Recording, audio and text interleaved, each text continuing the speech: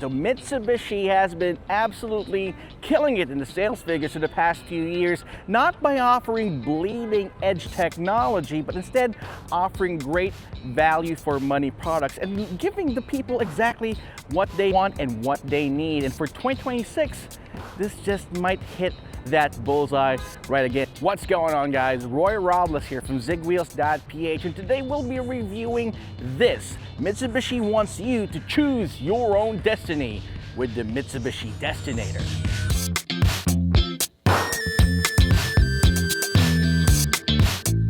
Let's talk about the front end. The front end of the Mitsubishi Destinator features Mitsubishi's new dynamic shield design that we first saw in the beloved Mitsubishi X-Force. I'm saying beloved because that is an absolute, I adore that small SUV to bits, and this one is just applied into a much bigger form factor. You got the same T-shaped DRLs right here, and the headlamps as well. You got a nice chic-like design that kind of in-house and encloses the entire headlamp cluster. And of course this grille right here, you've got a honeycomb design here. It kind of looks like it's grooved here, but it seems like it has that 3D effect, or kind of looks laminated, and it's inside. I want to touch it and feel the bumps, but I don't feel the bumps at all. You got LED fog lamps as well in this entry-level car.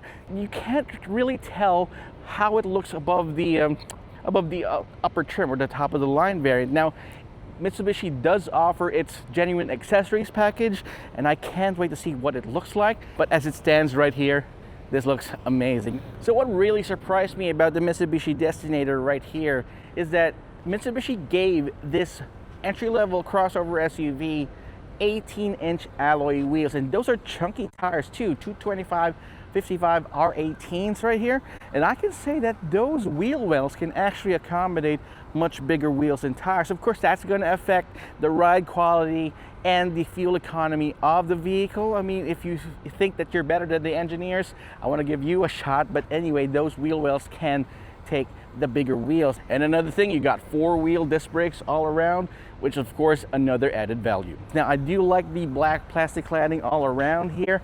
I think if you were to customize your own vehicle, or if they would release an update for the Destinator, they can add some reflectors right here on top.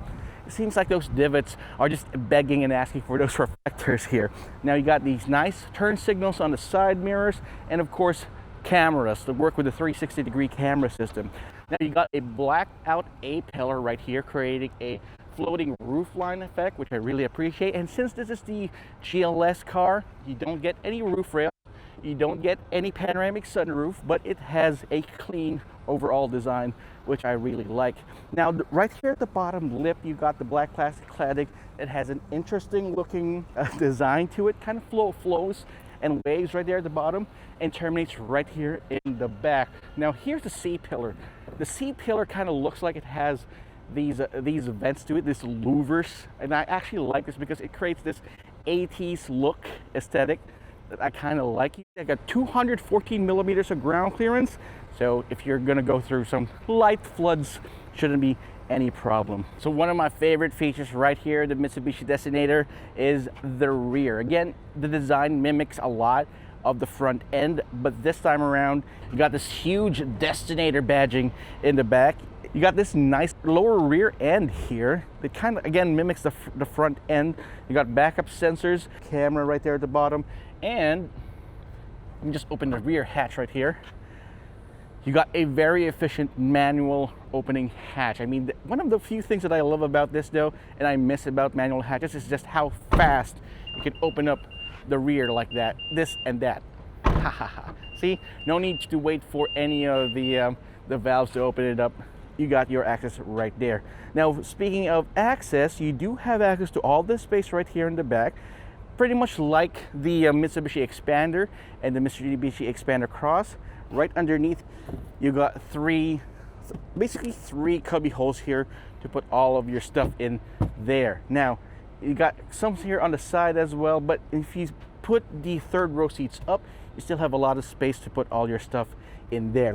If you need even more space, this thing is huge, humongous even. I'm gonna fold the rear seats.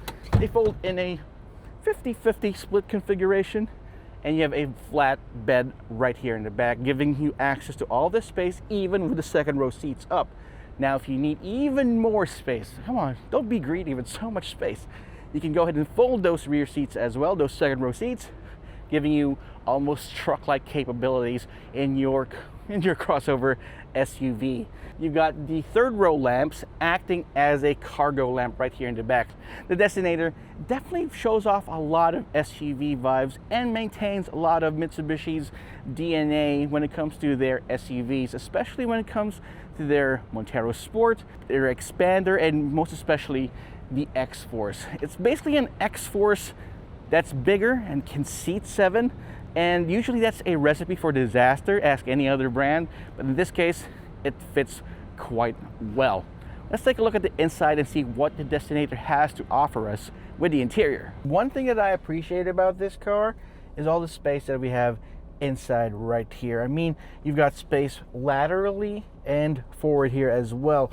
Now, the thing that I do appreciate here is this new huge touchscreen infotainment system that has both wireless Apple CarPlay and wireless Android Auto. But one thing that I do appreciate here, though, is it has the same telematics or the same gauges that you have from the Mitsubishi Xpander. So if you're a driving nerd and you like to know everything about your drive, you got that right here, as well as your driving score to help you drive as smoothly and as efficiently as possible. The steering wheel has this great leather material to it, nice grain in it as well. It is adjustable for both reach and rake. However, the reach part, that's probably one of the limiting factors right there. It doesn't reach all the way here, and it's kind of detrimental for me and my T-Rex arms, but you can move it up and down. There's no problems. The seats are not power operated. It drives quite high, so that's something to be expected of an SUV or an MPV, and not of a sports car, which this definitely is not. So if you're expecting to drive or like this in a sporty manner, that's something that you won't be able to do. But that enables you to have a great view of the road. You have a nice view of the road, by the way, here, and it gives you this feeling that you are driving an SUV, which this most definitely is. The one thing about the GLS variant, though, is that it's got some great speakers, but it's not the same Yamaha tuned speakers that we have in the GT variant. So that's probably going to be a downgrade for some people, but in my opinion, it still sounds pretty great. It's just that you don't get the same kind of quality that we have in the GT or in the X-Force. One here is you do have a digital gauge cluster here as well, give you all the information that you have for your drive. You got your trip computer. You can even access your driving range. You've got a compass, your media buttons, your advanced driver assist system settings here as well. By the way, this one only has the regular assist systems like the cruise control, 360 cam. You don't get the lane keep assist, lane departure warning and all that, but still a pretty capable vehicle. You still have a wireless charger. You get 2 USB ports, one USB-A and one USB-C, and dual zone automatic climate control. Another thing that the GLS does not have over the GT is the Nano EX button here. It's a air filtration system from Mitsubishi and Panasonic, so it's not in these buttons. So you do have some blank buttons to contend with right here on the steering wheel and right here on the HVAC or the AC controls as well. You got a nice center console here. It's solid, it's not going anywhere. The build and fit and finish of the car is pretty top notch. You got start-stop engine, electronic parking brake, automatic brake hold, and your drive mode selector button. Trust me, you will like that later on as soon as we drive. Switching the drive selector button is nice and clicky. You can choose between normal, wet, gravel, tarmac, and mud. I mean, the seats are nice and comfortable. They're not too soft that you'll be dug into the seats. They're firm but very supportive and good for longer drives. Great headroom as well. You got a blank buttons here as well, because this is where usually you put the panoramic sunroof option. But you do have a glass holder here on top. Nice chunky sun visor with vanity light and vanity mirrors. And yeah, it's a straightforward car. I like it. Even the door handles have these soft touch materials where you usually be touching your arm to it. All right, you got a nice armrest here as well with a very substantial cubby hole, and it is, yep, It is ventilated as well, so you can keep your cool drinks a little cooler than usual, and 2 cup holders there as well at the bottom. All right, it's pretty much a straightforward deal right here. It's nicely built, great space on the inside, and very confidence inspiring indeed. Let's take a look at the second row seats and see how that fits us. All right, so right here in the second row seats of the Destinator, you will be enjoying the amount of space that you have right here in the back. And this is just not space. You have usable space as well. I mean, you have right here a lot of space for your head, you got nice headroom, space for your knees and your feet, despite the fact that the front row seats have rear mounted airplane tables. If you do a mukbang right here on the inside, just make sure that you don't put too much right here, because it's not going to take too heavy of a load. Right about 2 kilograms, I believe, is fine for this table. Anything more than that is crazy. You got cup holders here as well, and it is easily stowable, nice and easy.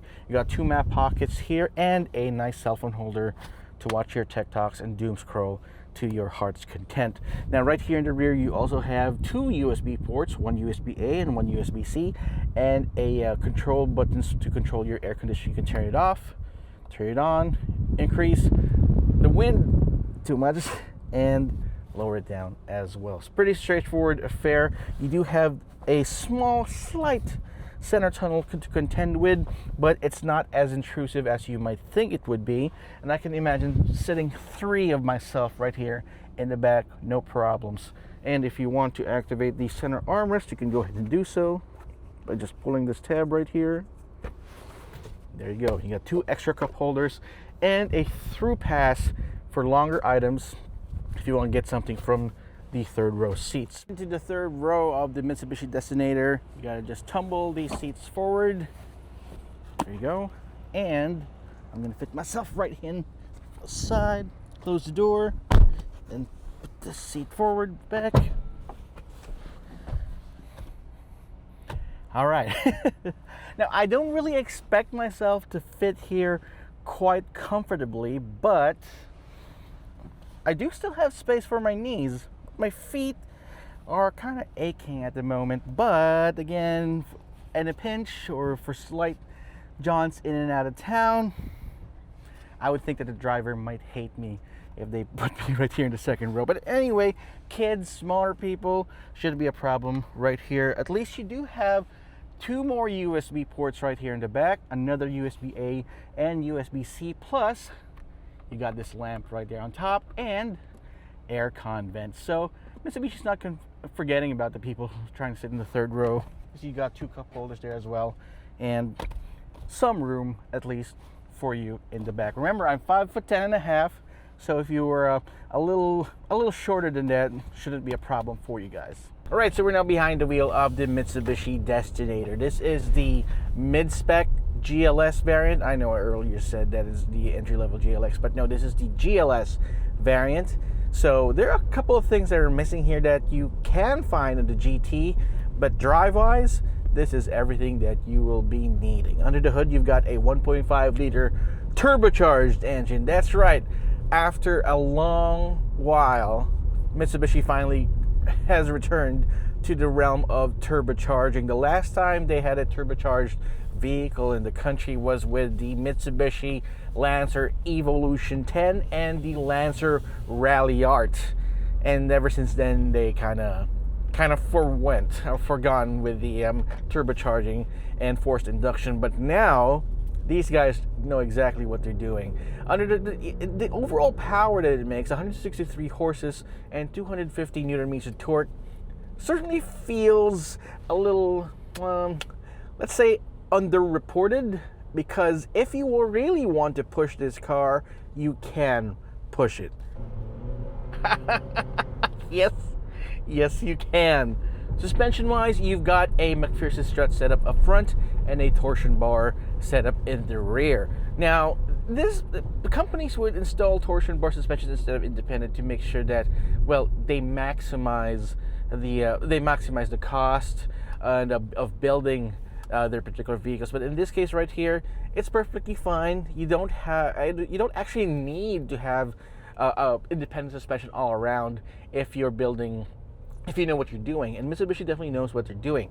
So this car, the Destinator, is the latest in their line that has active yaw control.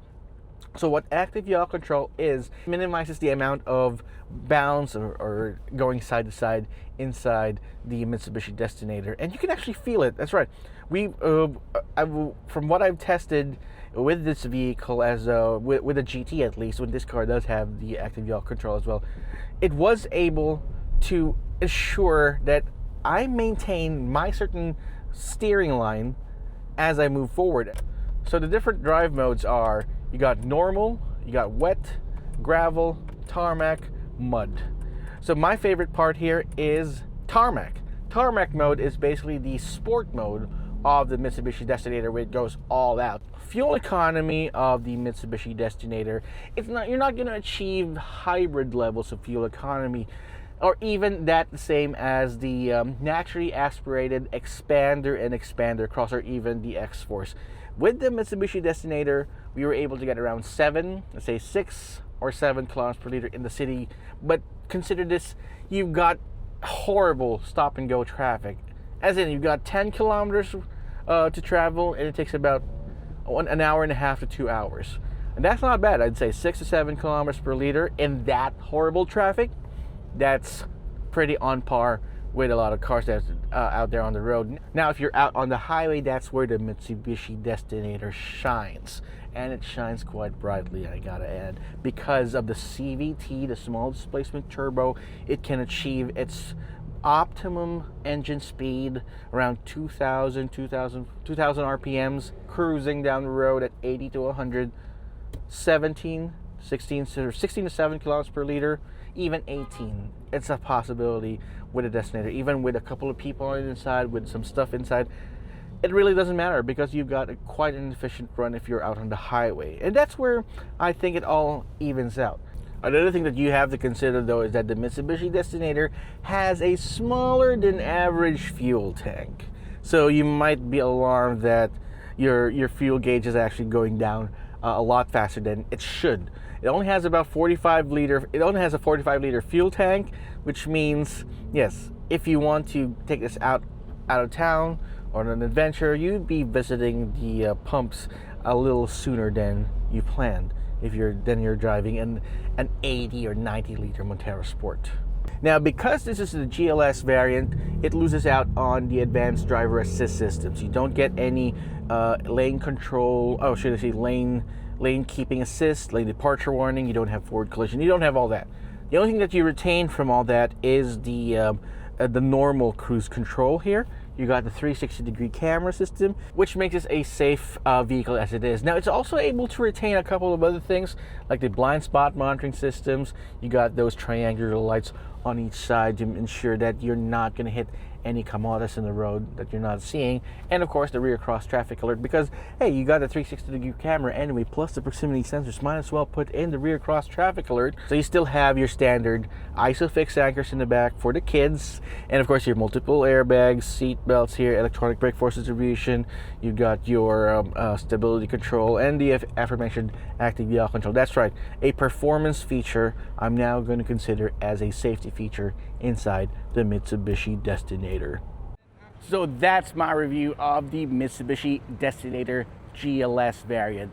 This variant starts at 1,599,000 pesos, but if you want the even more bare bones package, there's the Mitsubishi Destinator GLX variant, and that can be had for 1,389,000 pesos. Now, it doesn't have a lot of the niceties like the bigger wheels, but it still offers the same drive quality as this bad boy right here. But if you want the full fat version, that can be had, the GT variant, 1,929,000 pesos. Now, with that wide price range right there, it totally undercuts a lot of crossover SUVs that can seat 7, but this is probably one of my favorites because of all the space that it offers, the price quality, and of course the options that Mitsubishi gives you with the overall package. But I want to know what you think. Drop me a comment in the comment section down below right there, and while you're at it, subscribe to our channel and hit that notification icon so you wouldn't miss any of our videos.